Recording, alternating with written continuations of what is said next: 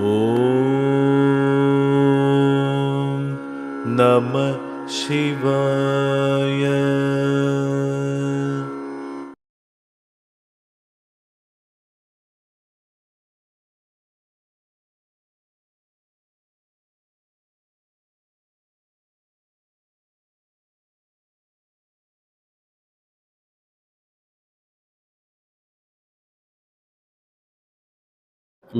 നാം തിരിച്ചറിയുന്ന രീതിയിൽ നിറങ്ങൾ അവനറിയാൻ കഴിയില്ല. അവനത് അറിയണമെങ്കിൽ, അവന്റെ ചോദ്യങ്ങൾ ഇല്ലാതാകണമെങ്കിൽ ഇവന് കാഴ്ച കിട്ടണം. അവന്റെ കണ്ണിന് എന്താണോ കാഴ്ചക്ക് അന്ധതയ്ക്ക് കാരണമായെന്ന് അതിനെ കണ്ടെത്തി അത് റെക്ടിഫൈ ചെയ്ത് ജ്ഞാനക്കണ്ണ് തുറക്കണം. അപ്പൊ നമ്മൾ ജന്മന അന്ധരാണ്. ഏത് ആത്മജ്ഞാനത്തിൽ ഞാൻ ചോദിക്കുന്നത്, നമ്മൾ ഈ ഫ്രാഗ്മെന്റഡ് ആയിട്ടിരിക്കുന്ന ഈ ഓരോ ആത്മാവും, ഇപ്പൊ നമ്മുടെ സമുദ്രത്തിലെ തുള്ളികളാണ് നമ്മളെല്ലാവരും എന്ന് വിചാരിച്ചു കഴിഞ്ഞാൽ അങ്ങ് ഒരു ഇതാണ്, ഞാനിതാണ്. അൾട്ടിമേറ്റ് ആയിട്ട് നമ്മുടെ സമുദ്രത്തിലേക്ക് പോകേണ്ടവരാണ്. അപ്പൊ ഈ ഓരോ തുള്ളിയുടെയും ആത്യന്തികമായ ലക്ഷ്യം അത് തന്നെ ആയിരിക്കില്ലേ? നമ്മുടെ ഈ കാശ്മീരി ശേഷത്തിൽ പറയുന്ന പോലെ എങ്ങും പോകുന്നില്ല. നമ്മൾ ഈ തുള്ളി ബോധം നഷ്ടപ്പെടുമ്പോ നമ്മൾ ഇവിടുത്തെ സമുദ്രമായി മാറുക. അപ്പൊ അങ്ങനെ അബ്സല്യൂട്ട് ആയിട്ട് നിൽക്കുമ്പോൾ അത് വോയിഡിന് തുല്യമാവില്ലേ? ഒരു പൂർണ്ണതയും വോയിഡും അത് രണ്ട് കംപ്ലീറ്റ് കൺഫ്യൂഷൻ ആക്കുന്ന ഒരു സാധനമാണ്. ഒരു ഭാഗം ശൂന്യതയെന്നും മറ്റത് പൂർണ്ണതയെന്നും പറയും. പക്ഷെ അങ്ങനെ ചെന്ന് തീരുമ്പോൾ, ഇപ്പൊ ഈ അടുത്ത കാലത്ത് കൗതുകരമായ ഒരു വീഡിയോ ഉണ്ടായിരുന്നു. ഒരാൾ പെട്ടെന്ന് ആകസ്മികമായിട്ട് മരിച്ചുകൊണ്ട് അയാൾ മുകളിലെത്തി. ഇപ്പൊ മോഡേൺ ചിത്രഗുപ്തനാണ് ഇരിക്കുന്നത്. ഗുപ്ത ചിത്രങ്ങളെന്ന് നമ്മൾ പറയുന്നത് അപ്പൊ അദ്ദേഹം സിസ്റ്റം ഓപ്പൺ ചെയ്തിട്ട് കാര്യങ്ങളെല്ലാം നോക്കിയിട്ട് പറയുന്നു, ഓക്കെ, നിനക്ക് ഇന്ന കാര്യങ്ങൾ വെച്ചുകൊണ്ട് നിനക്ക് വേണമെങ്കിൽ മോക്ഷം തരാം, അല്ലെങ്കിൽ നിനക്ക് റീബർത്ത് എടുക്കാം. രണ്ട് ഓപ്ഷനുണ്ട്. പുള്ളി വെച്ച് മോക്ഷത്തിന് ഞാൻ അർഹനാണോ? പറഞ്ഞാൽ okay, you are ready for that എന്ന് പറയും. ഞാൻ പറയാം, എന്നാൽ പിന്നെ എനിക്ക് മോക്ഷം മതി. അപ്പൊ പെട്ടെന്ന് തന്നെ ഇതിന്റെ വേറെ ഡിലീറ്റ് ബട്ടണിലോട്ടാണ് പോണത്.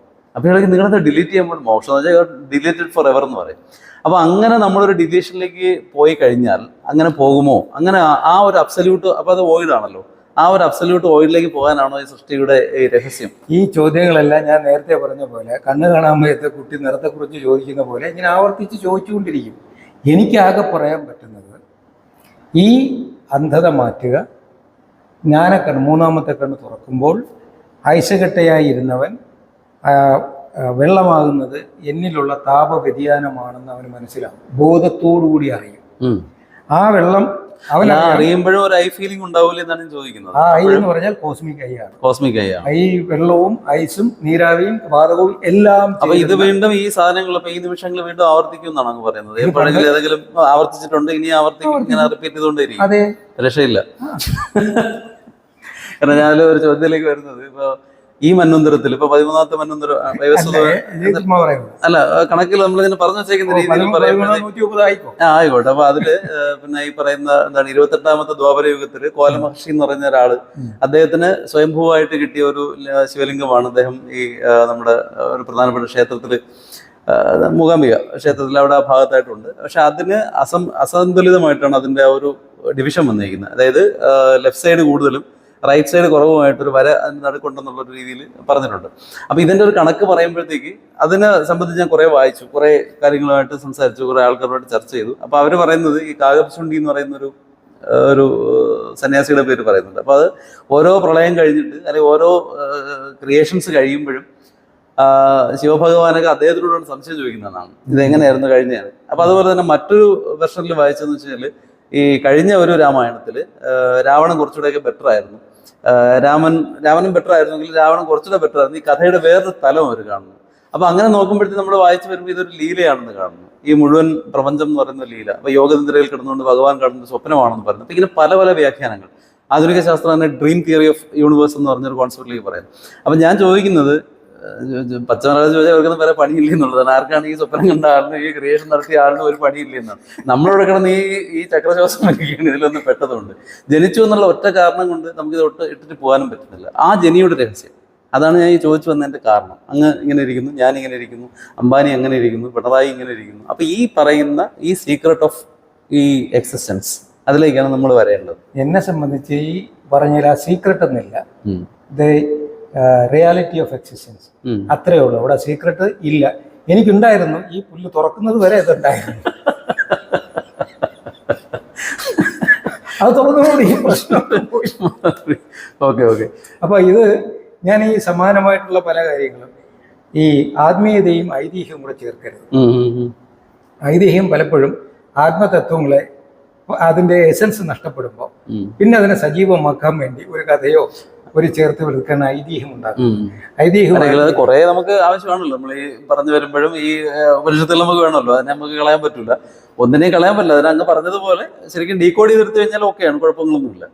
അത്രേ ഞാനും പറഞ്ഞു. അതെ അതെ. അപ്പൊ ഞാൻ ഈ ചോദിച്ചല്ലേ നേരത്തെ ഈ കോലമഹർഷിയുടെ കാര്യം പറഞ്ഞപ്പോൾ ഒരു കാര്യം ചോദിക്കുന്നത്, ഇപ്പൊ നമ്മളിപ്പോ പ്രപഞ്ചം, അപ്പൊ ഈ ചെടി എപ്പോ ഉണ്ടായി അല്ലെ എങ്ങനെ ഉണ്ടായി എന്ന് ചോദിച്ചു കഴിഞ്ഞാൽ, ഇതിന് മുമ്പ് എന്തായിരുന്നു ചോദിച്ചു കഴിഞ്ഞാൽ, ഞാൻ വർഷങ്ങൾ ഇതിന്റെ പിറകെ പോയിട്ട് അവസാനം കിട്ടിയ ഉത്തരം ഇതാണ്: ഈ ചെടിക്ക് മുമ്പ് എന്തായിരുന്നു വെച്ചാൽ ചെടി ഇല്ലായിരുന്നു, the absence of this plant. ആ ആബ്സെൻസിൽ നിന്നാണ് ഈ പ്ലാന്റ് ഉണ്ടായെന്ന് പറയുന്നത്. ശരി, ഈ ചെയറിന് മുമ്പ് എന്തായിരുന്നു? അപ്പോൾ ഒക്കെ ചെയറില്ലായിരുന്നു, ചെയറില്ലായ്മയെന്ന് അയാളുടെ ഇമാജിനേഷനിൽ നിന്ന്. അപ്പോൾ നമ്മളത് മറ്റേ പ്രൈമറി സെക്കൻഡറി ഇമാജിനേഷൻ ഇതെല്ലാത്തിൻ്റെ പിറകെ പോയി. അങ്ങനെ ഒരു കോസ്മിക് റിയാലിറ്റി നിന്ന് ഒന്നേ ഉള്ളൂ, അതാണ് അബ്സല്യൂട്ട് ട്രൂത്ത്. ആ അബ്സല്യൂട്ട് ട്രൂത്തിൽ നിന്ന് ഭാവനയായിട്ട് വേറൊരാളുടെ മനസ്സിൽ വന്നത് കണ്ടു. അപ്പോൾ അതിനെ കുറച്ചുകൂടെ എക്സാംപ്ലിഫൈ ചെയ്ത് കഴിഞ്ഞാൽ, പ്രേക്ഷകർക്ക് വേണ്ടിയാണ്. ഇപ്പം നമ്മളൊരു സൂര്യോദയം വരയ്ക്കാൻ പറയുമ്പോൾ നമ്മൾ നോർമലി വരയ്ക്കുന്ന ഒരു എമ്മിൻ്റെ ആകൃതിയുള്ള ഒരു മല വരച്ചിട്ട് നടുക്കൊരു സൂര്യൻ വരയ്ക്കും. അപ്പം ടിപ്പിക്കലി ഇങ്ങനെ ഒരു സൂര്യോദയം നിങ്ങൾ കണ്ടിട്ടുണ്ടോ എന്ന് വെച്ച് കഴിഞ്ഞാൽ പല ആൾക്കാരും കാണുന്നില്ല. അവർ കണ്ടിട്ടുള്ളത് പിക്ചേഴ്സ് അല്ലെങ്കിൽ ഈ പിക്ചർ എവിടെ നിന്ന് വന്നു, ഇത് മുമ്പ് ആരോ വരച്ചത്, ഇങ്ങനെ പോകുമ്പോൾ അബ്സല്യൂട്ടായിട്ട് ഒരെണ്ണം മാത്രമേ ഇത് കാണുള്ളൂ എന്നാണ് പ്ലേറ്റോയുടെ ഒരു തിയറി ഓഫ് മിമസിസിൽ പറയുന്നത്. അപ്പോൾ അതിൻ്റെ റെപ്പറ്റേഷൻസ് ആണ്, അനുകരണങ്ങളാണ് ഈ പറഞ്ഞതെല്ലാം എന്ന് പറയുന്നു. ശരി, അപ്പം ഞാൻ എങ്ങനെ ഉണ്ടായി എന്ന് വെച്ച് കഴിഞ്ഞാൽ, എനിക്ക് ഞാനെന്ന് പറഞ്ഞ സാധനം ജനിക്കുന്നതിന് മുമ്പ് ഞാനില്ലായിരുന്നു. അപ്പോൾ ഭൂമിക്ക് മുമ്പ് ഭൂമി ഇല്ലായിരുന്നു. പ്രപഞ്ചത്തിന് മുമ്പ് പ്രപഞ്ചം ഇല്ലായിരുന്നു. എനിക്കൊരു സമാധാനമായി. അപ്പോഴാണ് വാക്കല്ലാത്ത ചോദ്യം കയറിയത്, അങ്ങനെ സമയം എന്നുണ്ടായി? അപ്പോൾ സമയത്തിന് മുമ്പ് സമയം ഇല്ലായിരുന്നു. അപ്പോൾ ഇത് സയന്റിഫിക് ആയിട്ടുള്ള കുറേ ബുക്കുകൾ വായിച്ചപ്പോൾ ഇത് ഐൻസ്റ്റൈൻ ഉൾപ്പെടെ പല ആൾക്കാരും ചിന്തിച്ചൊരു വിഷയമാണ്. അപ്പോൾ സമയത്തെക്കുറിച്ചുള്ള അങ്ങയുടെ കാഴ്ചപ്പാട് എന്താണ്? കാരണം സമയം കേവലമായ ഒരു പശ്ചാത്തലം മാത്രം. കാരണം പലയിടത്തും പല സമയങ്ങളാണ് നമ്മൾ കേട്ടിട്ടുണ്ട്.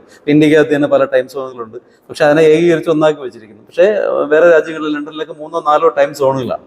അപ്പോൾ ഈ ടൈമിനെ കുറിച്ച് അങ്ങയുടെ സങ്കല്പം എന്താ, അല്ലെങ്കിൽ അങ്ങയുടെ കാഴ്ചപ്പാട് എന്താണ്? ഈ സൃഷ്ടി എന്ന് പറയുന്നതിൻ്റെ ആവശ്യകത, ഇത് ഇങ്ങനെ നിലനിൽക്കുന്നത് യഥാർത്ഥത്തിൽ ഇങ്ങനെ മായയാണെങ്കിൽ, അല്ലെങ്കിൽ ഈ പറയുന്ന ഒരു നത്തിങ്നെസ് ആണെങ്കിൽ, അങ്ങ് പറഞ്ഞതുപോലെ പൂർണ്ണത്തിൽ പോയി ലയിക്കാൻ വേണ്ടി മാത്രമാണെങ്കിൽ, what is the very purpose of this existence? ഈ ചോദ്യം സൃഷ്ടാവ് ആരിന് എന്ന അതിനോട് ഡയറക്റ്റും ചോദിച്ചാൽ, ഈ ദൈവം എന്തോന്ന് ആരുടെ സൃഷ്ടിച്ചതെന്നുള്ള ചോദ്യമാണ് ഈ ചോദിക്കുന്നത്. എന്തിനാണ് ഇങ്ങനെ കറങ്ങി തിരിയുന്നത്? അല്ല, ഞാൻ പറഞ്ഞില്ല, ഇത് ഈ പല രീതിയിൽ ചിന്തിക്കുന്ന ആളുകൾക്കെല്ലാം ഈ ചിന്തകളെല്ലാം ഒന്നാണെന്ന് അറിയാൻ വേണ്ടിയാണ്. ഇത് തന്നെ ഒറ്റ ചോദ്യമേ ഉള്ളൂ: ഞാൻ ആര്, എന്നെ ജനിപ്പിച്ചത് ആര്, അങ്ങനെ ഒരാളുണ്ടെങ്കിൽ പാടെ ഇനി ആരാണെന്ന് പറഞ്ഞാൽ, ഇതൊക്കെയാണ് എന്റെ ചോദ്യം. ഞാൻ ഇതൊക്കെ ചോദിച്ചതാണ്. ഒറ്റ കാര്യമേ ഉള്ളൂ ഇതിന്റെ എല്ലാം പിന്നിൽ പ്രവർത്തിക്കാൻ. ഇപ്പൊ ടൈം, കാലം നമ്മുടെ മനസ്സിലാണ്. ഇപ്പോൾ കള്ളു കുടിച്ചിരിക്കുന്നവരോട് സമയം ചോദിച്ചാൽ അവൻ എന്താ പറയും? നന്നായിട്ട് കുടിച്ചിരിക്കുന്നവൻ, അവനെ കുറിച്ചൊരു ബോധമില്ല. ഇപ്പോൾ പിന്നെ LSD എടുത്തിരിക്കുകയോ MDMA അടിച്ചിരിക്കുന്ന ഒരാളുടെ അടുത്ത് ചെന്ന് ഇന്നലെ എന്തായിരുന്നു ചോദിച്ചാൽ, ഇന്നലെ അതെന്തോ സാധനം എന്നാ ഇങ്ങോട്ട് തിരിച്ചു ചോദിക്കും. എൻ്റെ അടുത്തൊരു കക്ഷി പറഞ്ഞതാണ്, ഒരു ചെയ്ത് അങ്ങോട്ട് അഴിച്ചു കഴിഞ്ഞുണ്ടല്ലോ, പിന്നെ ഞാൻ വേറെ എവിടെയോ, എന്റെ തലയിൽ നിന്ന് എന്തൊക്കെയാണ് ഈ ആശയങ്ങൾ വരുന്നത്. അതല്ലേ ഈ കമ്പനിയുടെ ഓണറാണ് പുള്ളി പറഞ്ഞത്, 3 ദിവസത്തേക്ക് പിന്നെ ഉറങ്ങണ്ട. പക്ഷേ ഈ കാൽക്കുലേഷൻസ്, പിന്നെ റെമഡീസ്, തീരുമാനങ്ങളൊക്കെ പടപടാഞ്ഞ് വരികയാണ്. ഈ 3 ദിവസം ഉറങ്ങുന്നില്ലെന്ന് അറിയുന്നപ്പോൾ എന്നറിയാമോ? 3 ദിവസം കഴിഞ്ഞ് ഇതിൽ നോക്കുമ്പോഴാണ്, കലണ്ടറിൽ നോക്കുമ്പോഴാണ് അറിയുന്നത് ഈവൻ 3 ദിവസം കടന്നുപോയെന്ന്. അപ്പൊ ഈ പ്രശ്നം എവിടെയാ? അവന്റെ മനസ്സിലാണ്. അപ്പൊ കാലം നിൽക്കുന്നത് എവിടെയാ? മനസ്സിലാണ്. അപ്പോൾ ഇവിടെ അമേരിക്കയിൽ ഒരു സമയം, ഇവിടെ ഒരു സമയം എന്ന് വെച്ചാൽ, ഇത് എല്ലാത്തിനെയൊക്കെ കോർഡിനേറ്റ് ചെയ്യാൻ വേണ്ടി മനുഷ്യൻ ഉണ്ടാക്കി വെച്ച ഒരു സങ്കല്പമാണ് സമയം. അല്ലാതെ എങ്ങനെയാ? ഇപ്പൊ ഇവിടെ മനുഷ്യന്റെ ഇതിനു മുമ്പ് സമയം എന്ന് പറഞ്ഞ സാധനം ഉണ്ടാവില്ല. മനുഷ്യനല്ലാതെ അങ്ങനെയാണെങ്കിൽ ചന്ദ്രനിൽ ഇതല്ലല്ലോ സമയം. അല്ല, ഈ ഹയർ ബീങ്സ് എന്ന് നമ്മൾ പറയുന്നത് അങ്ങനെ ഒരു സാധനം ഇല്ലെന്നുള്ളതാണ്. ഹയർ ബീങ്സ് ഇപ്പൊ നോർമലി നമ്മൾ പറയുന്നത് കുറച്ചുകൂടി എലവേറ്റഡ് ആയിട്ടുള്ള ദൈവസങ്കല്പങ്ങൾ, ദേവതാ സങ്കല്പങ്ങൾ എന്നൊക്കെ പറയുന്ന അങ്ങനെ ഒരു വൈബ്രേഷൻ.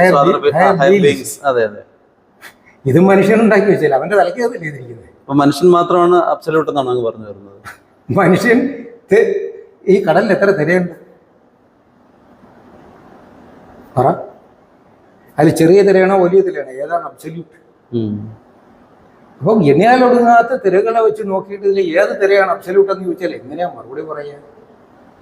ഇത് നമ്മുടെ ഈ കോസ്മിക് എനർജി, ഓഷൻ ഓഫ് എനർജിയിൽ ഒരു തിരയാണ് താങ്കൾ. നിമിഷം നമ്മൾ പറയുന്ന 80 വയസ്സ് 90 വയസ്സ് എന്ന് പറയുന്ന 90 സെക്കൻഡുകൾ പോലും ആയുസ്സില്ലാത്തൊരു തിര പോലെയാണ് ഇത് ഉയർന്ന് താരാനുള്ളതേ ഉള്ളൂ ഈ ജീവൻ എന്ന് പറയുന്നത്. അതിനെയാണ് ഞങ്ങൾ ഇത്രയും വലിയ ആന പോലെ പറഞ്ഞു. പുനർജന്മങ്ങളിലും ജന്മജന്മാന്തരങ്ങളിലും വിശ്വസിക്കുന്നുണ്ടോ? പിന്നല്ലാതെ ഒരു തിര താന്ന വേറൊരു തിര വരണ്ടേ, എനർജിക്ക് തന്നെ. അപ്പൊ ആ വരുന്ന തിരയുടെ ഈ ബോധം ഇത് തന്നെ ആയിരിക്കും അതോ? അല്ല, അതുകൊണ്ടാണ് നേരത്തെ ഐസ് കെട്ടിയുടെ കാര്യം പറഞ്ഞത്. അപ്പൊ ഈ ജീവിതം ഇത് മാത്രമേ ഉള്ളൂ. അപ്പൊ ഇതിന് കണ്ടിന്യൂറ്റി ഇല്ല, ഇല്ല, പിൻഭാഗങ്ങളും ഇല്ല. ഇല്ല. അപ്പൊ നമ്മളിപ്പോ അനുഭവിക്കുന്ന കാർമിക് എന്ന് പറയുന്ന സംഗതി തെറ്റാണോ? കാർമികമായുള്ള എലമെന്റ്സ് എന്ന് പറയുന്നത് കഴിഞ്ഞ വർഷത്തെ കർമ്മം കണ്ടിട്ടുള്ള എത്ര പേരുണ്ട്? അതല്ല, ഒരു റീസൺ കാണുമല്ലോ. നമ്മളിപ്പോ ഈ അങ്ങ് പ്രാക്ടീസ് ചെയ്യുന്ന ഇതിൽ തന്നെ പറയുന്നുണ്ട് പൂർവ്വജന്മാർജിതം പാപം വ്യാധി രൂപേണ ജായത്. അപ്പൊ അതിന് നിരാകരിക്കാൻ പറ്റുമോ? വ്യാധി വരുന്നത് പിന്നെ അസുഖമില്ലാത്ത സുഖം എങ്ങനെ അനുഭവിക്കാൻ പറ്റുക? അല്ല, ഇത് റാഷണലായുള്ള ഒരു താർക്കികമായ ഒരു ചോദ്യമല്ലേ. ഞാൻ ചോദിച്ചാൽ എന്റെ പ്രാക്ടിക്കൽ ലെവലിലേക്ക് വരുമ്പോഴേ ആയുർവേദ ആചാര്യന്മാർ പറയുന്നത് തന്നെ ഈ പറയുന്ന അസുഖങ്ങൾക്ക് കാരണം ഇന്നതാണ്, ഇന്ന കർമ്മങ്ങൾ ചെയ്തു കഴിഞ്ഞാൽ, ഇപ്പം സായണീയം എന്ന പുസ്തകത്തിൽ ഇന്ന കാരണങ്ങൾ കൊണ്ട് നിങ്ങൾക്ക് ഇന്ന അസുഖം വന്നു, അതുകൊണ്ട് ഇന്ന പ്രായച്ചിത്ത പരിഹാര വിധികൾ ചെയ്താൽ നിങ്ങൾക്ക് അസുഖം മാറുമെന്ന് എഴുതി വെച്ചേക്കുന്നത് നമുക്ക് നിരാകരിക്കാൻ പറ്റുമോ? ആ പ്രായച്ചിത്ത പരിഹാരം എന്താണ്? അല്ല, പല അസുഖങ്ങൾക്കും പലതായിട്ട് പറയുന്നുണ്ട്. അതെ. അപ്പോ എനിക്ക് വയറുവേദന ഉണ്ട്, എന്റെ ഗ്യാസ് വിലക്ക് നിൽക്കുകയാണെങ്കിൽ ആ ഗ്യാസിനെ ഇളക്കി വിടാനുള്ള മോളിക്യൂൾസ് ആണ് എനിക്ക് കൊടുക്കേണ്ടത്. അത് യോഗം അറിഞ്ഞുകൂടാ. അല്ലെങ്കിൽ ഒരാളിന് എന്തുകൊണ്ടാണ് അസുഖം വരുന്നു എന്നുള്ളൊരു ചിന്ത വരില്ലേ? ഒരു പർട്ടിക്കുലർ ആയിട്ട് ഒരു പേഴ്സൺ എന്തുകൊണ്ടാണ് അസുഖം വരുന്നത്? എന്നാ പിന്നെ സുഖം എന്തുകൊണ്ടാണ്? ആബ്സെൻസ് ഓഫ് ദുഃഖം. ഈ ചോദ്യത്തിന്റെ ഉത്തരം ഇതേ ഉള്ളൂ. അതെ അതെ. കാരണം ഇത് നമ്മള് ഈ ഡുവാലിറ്റി, പകൽ എന്തുകൊണ്ടെന്ന് ചോദിച്ചാൽ രാത്രി ഉള്ളത്, രാത്രി എന്തിന്, പകലുള്ളതുകൊണ്ട്. അത് ഈ നമ്പോങ്ങന്റെ ആടിനെ പോലെ പറയുന്നതാണ്. എന്റെ അച്ഛൻ പറഞ്ഞ കേട്ടിട്ടുള്ള കഥയാണത്. നമ്പോങ്ങൻ എന്ന് പറഞ്ഞ ബുദ്ധിമാനായ മണ്ടൻ, അതിബുദ്ധിമാനാണ്, പക്ഷെ മണ്ടനായിട്ടാണ് ജീവിക്കുന്നത്. നമ്പോങ്ങൻ. അപ്പൊ ഇപ്പൊ ഈ ചോദ്യങ്ങൾ അങ്ങനെയാണ് നമ്മള് ചോദിക്കുന്നു, പക്ഷെ നമുക്കറിയാം എന്റെ ഉള്ളിൽ ഇതിന് ഉത്തരവില്ലെന്ന് നമുക്കറിയാം. അപ്പൊ എങ്കിലും എല്ലാവർക്കും വേണ്ടി നമുക്ക് ചോദിച്ചേ പറ്റൂ. ഈ നമ്പോങ്ങന്റെ പരിപാടി എന്താണ്? ആട്ടിനെ കൊണ്ട് കാട്ടിൽ പോകും. അപ്പോ മുതലാളി പറയടാ, കാട്ടിലെ ചെന്നായ്ക്കളുണ്ട്, നീ സൂക്ഷിക്കണം, ഇവൻ മിക്കവാറും പോയി അവിടെ കിടന്നുറങ്ങും. അവർ ഞാൻ സൂക്ഷിച്ചോളാം എന്ന് പറയും. രണ്ടാട്ടിനെയും കൊണ്ടുപോകും. പോയിട്ട് അവിടെ കിടന്നുറങ്ങും. ഒരാട്ടിനെ ചെന്നായി പിടിച്ചുകൊണ്ട് പോകും. തിരിച്ചൊരാട്ടിനെയും കൊണ്ടുവരും. അപ്പം മുതലാളി ചോദിക്കും, നമ്പോകാം എന്തോ, നീ രണ്ടാട്ടിനെയും കൊണ്ടല്ലേ കാട്ടിൽ പോയത്? അതെ. ഒരാടെവിടെടാ? ദേ നിൽക്കുന്നു. എടാ, നീ രണ്ടാട്ടിനെയും കൊണ്ടല്ലേ പോയത്? അതെ. ഒരാടിനെ കാണുന്നില്ലല്ലോ. ഇല്ല. മറ്റേ ആളെവിടെടാ? ഇതുപോലെയാണ് നമ്മളിപ്പോൾ മറുപടി പറഞ്ഞു വരിക. ചോദ്യങ്ങൾ ഈ പിന്നെ നമ്പോങ്ങന്റെ അവസ്ഥയാണ് എൻ്റെത്. എനിക്കിങ്ങനെ ഈ മറുപടി പറയാനേ പറ്റുള്ളൂ. ചോദ്യങ്ങൾ നമുക്ക് മറുപടി പറയാൻ പറ്റുന്നില്ലെങ്കിലും അങ്ങനെ ചില കാര്യങ്ങൾ എക്സിസ്റ്റ് ചെയ്യുന്നു എന്നുള്ളത് ഒരു കാര്യമല്ലേ? കാര്യം എന്ന് വെച്ച് കഴിഞ്ഞാൽ ഇപ്പൊ അങ്ങനെ തന്നെ ചിന്തിക്കുമ്പോൾ ഒരാളിന് ഒരു പർട്ടിക്കുലർ ഡിസീസ് വന്നു. അപ്പൊ ആ ഡിസീസ് എന്തുകൊണ്ട് വന്നു? അപ്പൊ സമൂഹത്തിൽ നിന്ന് കണ്ടേജിയസ് ആയിട്ട് വരുന്ന കുറെ അസുഖങ്ങളുണ്ട്, അത് നോർമലി വരുന്നു. പക്ഷെ നമ്മളിപ്പോ തന്നെ ആയുർവേദത്തിൽ നിജമെന്നും ആഗന്തുവെന്നും പറയും, 4 തരം അസുഖങ്ങളെ കുറിച്ച് പറയുന്നു. ശരീരത്തിന് വരുന്നതും മനസ്സിന് വരുന്നതുമായ രോഗങ്ങൾ പറയുന്നു. അപ്പൊ അങ്ങ് പറയുന്ന മനസ്സിനെ പൂർണ്ണമായിട്ട് നിരാകരിക്കണമെന്ന് പറയുന്നു. അപ്പൊ അവിടെ ഞാൻ അംഗീകരിക്കുന്നില്ല. മനസ്സിനെ നിരാകരിക്കണമെന്ന് പറയുന്ന വാക്ക് തന്നെ തെറ്റാണ്. വിജയിക്കണമെന്നാണ് ഉദ്ദേശം. യെസ്. മനസ്സ് എന്തെന്ന് അറിയണം, അതിനെ നിരോധിച്ചാലേ.